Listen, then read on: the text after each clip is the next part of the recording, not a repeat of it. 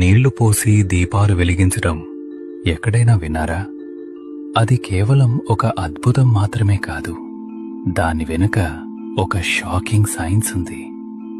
100 ఏళ్ల క్రితం షిరిడీలో వర్తకులు నూనె ఇవ్వనప్పుడు సాయిబాబా కేవలం నీళ్లతోనే మసీదులో దీపాలు వెలిగించారు. దీన్ని చాలామంది మ్యాజిక్ అంటారు, కానీ హిందూ ధర్మం ప్రకారం ఇది అగ్నితత్వం మీద కమాండ్.